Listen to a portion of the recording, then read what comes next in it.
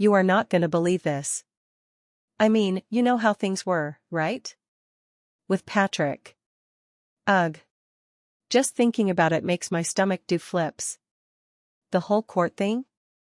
It was wild. Like, legitimately the craziest thing that's ever happened to me, and trust me, a lot has happened. I cried in court. Like, full-on sobbing. About all the abuse and stuff. But the bruises? Yeah, those. They were from a fall. A dumb, stupid fall. And I never told him about it. Not a word. I probably should have seen this coming, honestly. My name is Brenda, and I'm 28.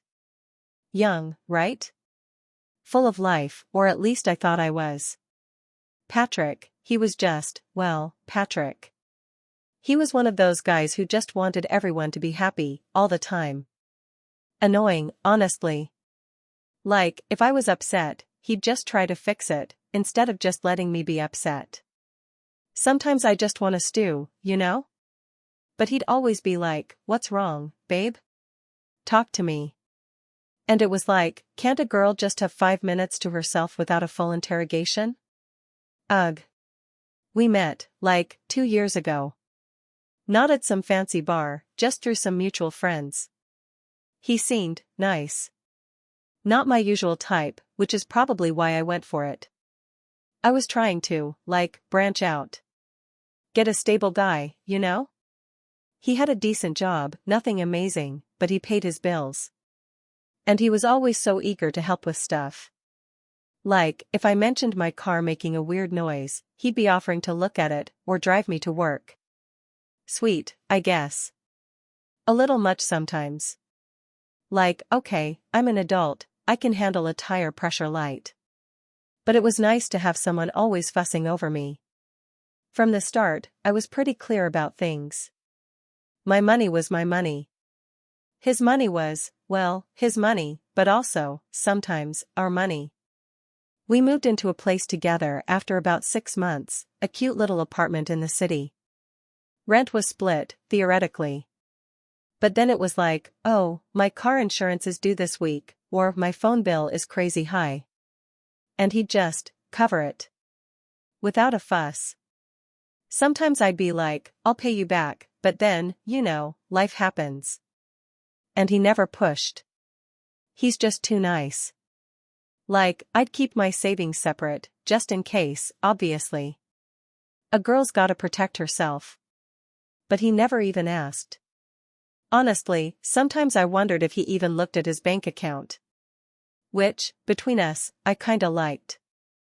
The thing is, Patrick was just so predictable. He always wanted to know where I was, what I was doing.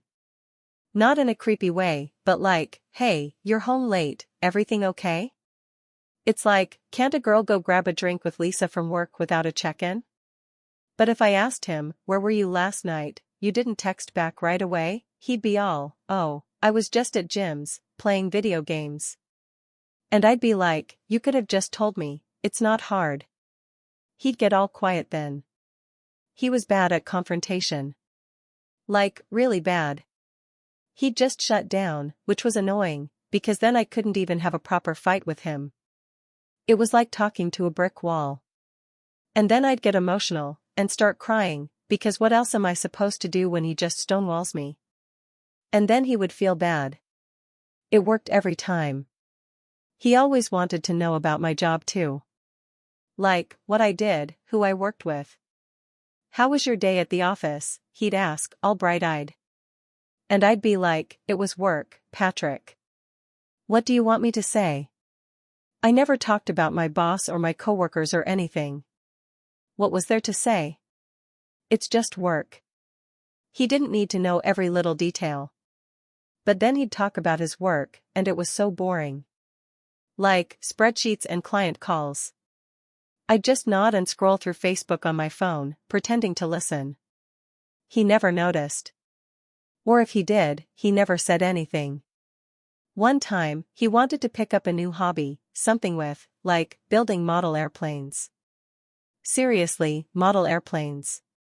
I mean, bless his heart, but come on. So he buys all this stuff, and he's all excited. We can do it together, Brenda. And I'm like, we? No, sweetie. You can do it. So I'd just be like, oh, that's cool, and then if he was actually working on it, I'd suddenly need something. Babe, can you help me with this jar? Or, my back hurts, can you rub it?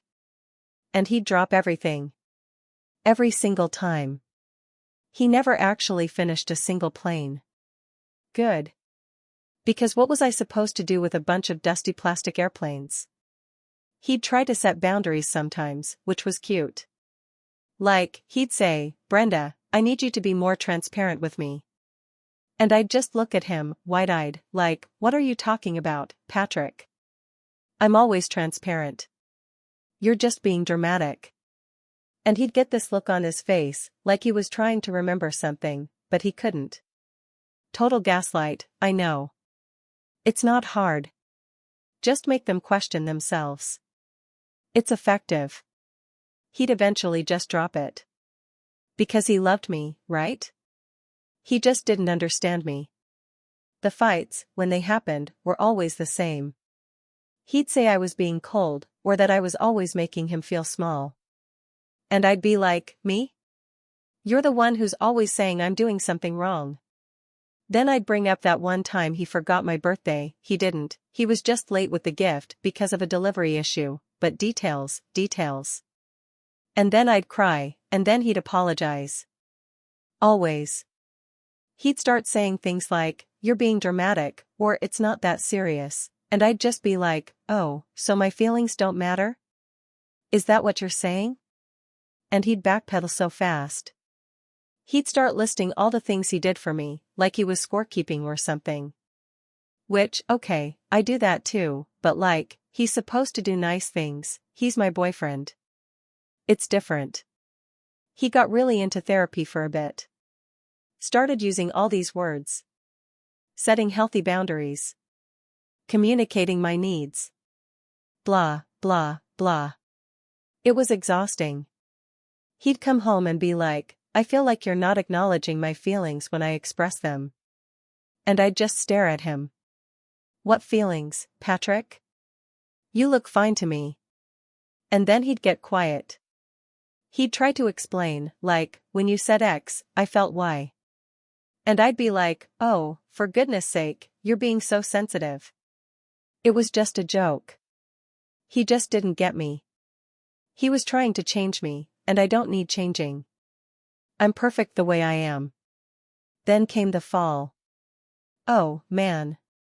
This is the part that still makes me cringe. It was probably, like, 6 months before everything went down. I was at my friend Lisa's place. We had a few too many glasses of wine, and I was going down her steps, you know, the ones that are a little uneven. And my heel caught. Bam. Down I went. Seriously, it was like something out of a cartoon. My knee smacked hard on the concrete, and then my arm twisted as I tried to catch myself. Instant pain. I mean, not broken, but it swelled up immediately. And the bruise that started forming? It was epic. Like, purple, green, yellow, the whole rainbow. And it was big. On my arm, just below my elbow, and my knee too. Lisa was all, oh my God, Brenda, are you okay? Should we go to the ER? And I was like, no, I'm fine. Just clumsy. I was so embarrassed. It was so stupid. And I absolutely, positively, did not want Patrick to see it, or hear about it. Why? Because then he'd fuss. He'd be all, oh, my poor baby, let me take care of you. And it's like, no thanks. I can handle a bruise. Plus, it was just humiliating. I'm a grown woman, I shouldn't be falling down steps like some kid. So I just said I was fine, went home, and spent the next few days wearing long sleeves and sweatpants, even though it was hot. I told him I had a chill. He bought it. Of course, he did. He's Patrick. The bruises faded, mostly. But there was still this faint discoloration on my arm, and a slight tenderness if I pressed it just right. I completely forgot about it, honestly. Life moved on. But things with Patrick didn't exactly get better. He was just checked out. Like, he'd still do things for me, still pay for stuff, but his eyes were empty. He stopped trying to talk about his feelings, stopped going to therapy. He just existed. It was boring. And I started getting really annoyed. He was no fun anymore. I remember one time, I posted a cute picture of us on Facebook, like, my amazing man, and he barely even liked it. Just a quick thumbs up emoji. What is that? That's not acknowledging my feelings. Meanwhile, I was getting tons of comments, "You two are so cute," and relationship goals. It felt good. He just didn't appreciate me. He was just there. Then he started talking about moving. Like, not us moving, but him moving. He got some job offer in Chicago, apparently. And he was all, "I think I need a change, Brenda." A change? After everything I'd put into this relationship? It was like he was just ditching me. I was furious. You're just going to abandon me? After all this time? Everything we've built? He just looked at me, really sad, and said, "Brenda, we haven't built anything. You've just let me build things for you." Can you believe the nerve? My blood was boiling. I mean, I was the one who put up with his boring job talk and his stupid model airplanes. That's when I started to think. He was trying to make me out to be the bad guy. And I knew, deep down, if he left, I'd be on my own. And I didn't want to be on my own. I mean, who would pay for the expensive dinners? Who would change my oil? So I started thinking about ways to make him understand what he was doing. To make him feel it. I started remembering all the little things, all the times he'd made me feel bad, or ignored me. And then I remembered the bruises. The ones from the fall. Oh, Brenda, you genius. I started hinting things to Lisa. Patrick's been so stressed lately, I'd say, he's been really on edge. Or, sometimes, I don't even recognize him. Just planting seeds, you know? Lisa was all, "Oh no, really? He seems so sweet." And I'd just sigh dramatically, like, "You don't see what goes on behind closed doors." And she'd nod, all sympathetic. It was perfect. One night, we had a huge fight. He was telling me that he was definitely taking the Chicago job. That he was tired of walking on eggshells. Walking on eggshells? Me. I was the one who was always trying to make things better. I was so upset. I started crying, really loudly, and he just stood there, looking at me with that numb face. "Brenda," he said, "this isn't healthy. I can't do this anymore." That's when it clicked. This was it. This was my moment. I sniffled, wiped my eyes dramatically, and said, in a small voice, "You know, Patrick, you've really hurt me. More than you know." And I rubbed my arm, right where that bruise used to be.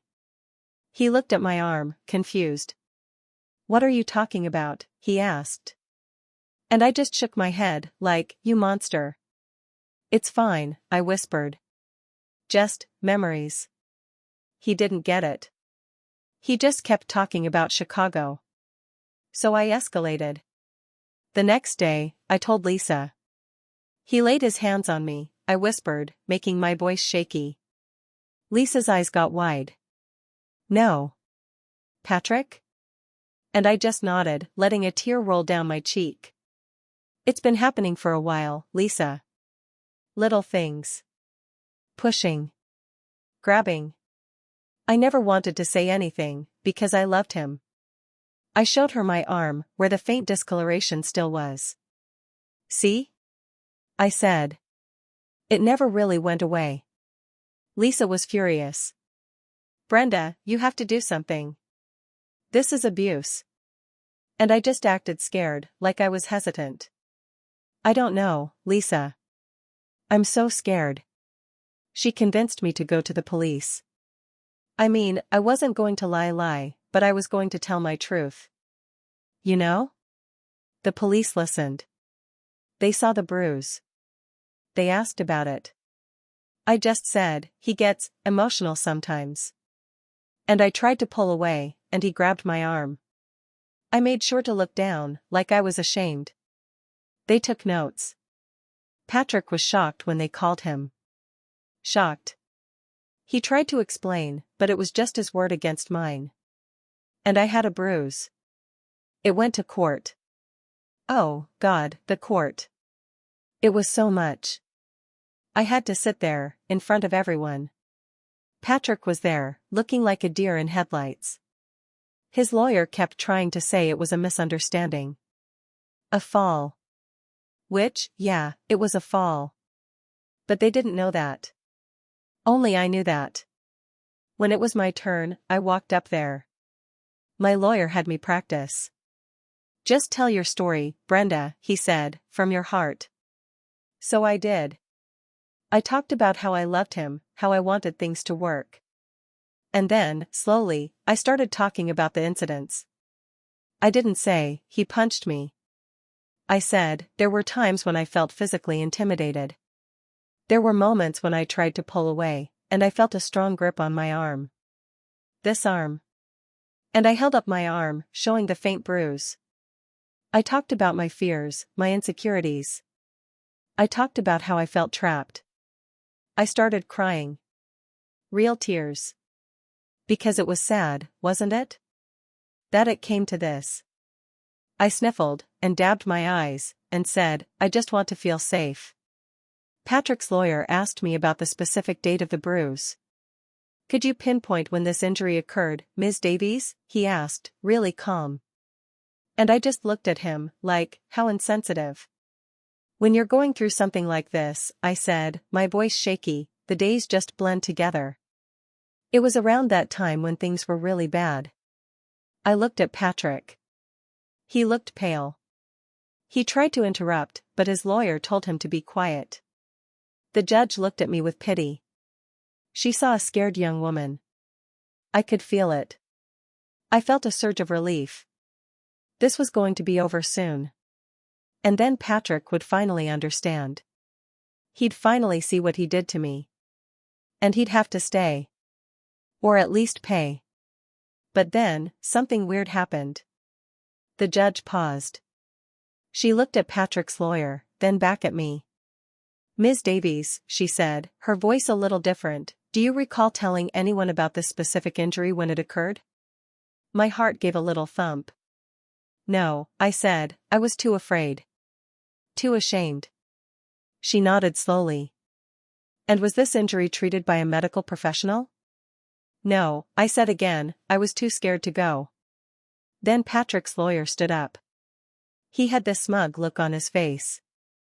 Your Honor, we would like to present a piece of evidence that has only recently come to our attention. A short video clip, taken from a security camera outside Ms. Davies' friend, Ms. Lisa Miller's, residence. My stomach dropped. No. No, no, no. Lisa's security camera? What was he talking about? I hadn't even known she had one. The judge allowed it. And then, there it was. On a big screen. Me. Leaving Lisa's house, late at night. My arm waving around as I talked, probably after too much wine. And then, my foot caught, and I went down. Hard. Right on my arm and my knee. I saw myself stand up, wincing, rubbing my arm, looking around, and then walking away. It was clear as day. The exact moment. The fall. The lawyer then played another clip. This one was from the next morning, me getting into Patrick's car. I was wearing a long-sleeved shirt, even though it was sunny. And then, he had text messages.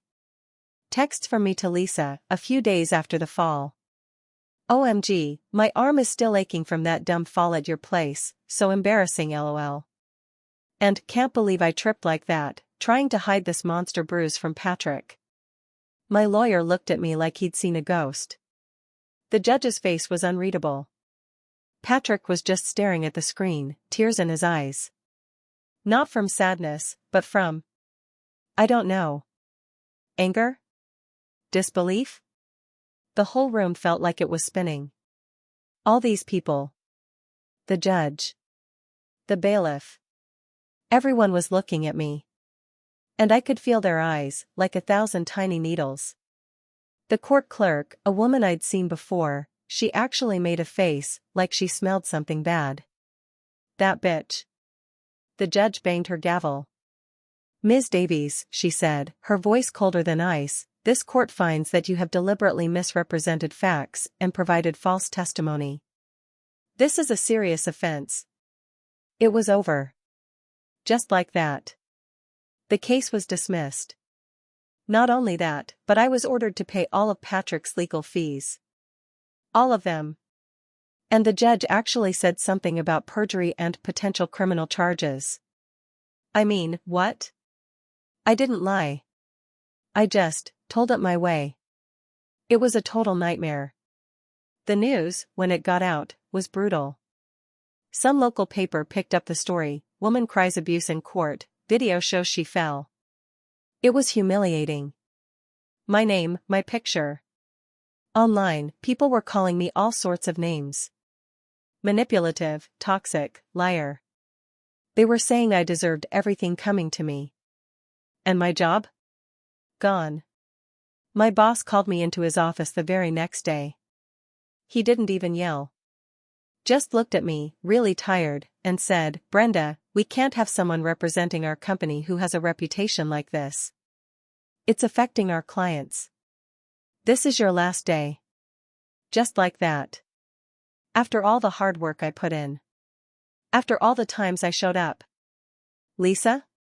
She stopped returning my calls. Said something about trust and "can't believe you would do that." Like, she was acting like I was the bad guy.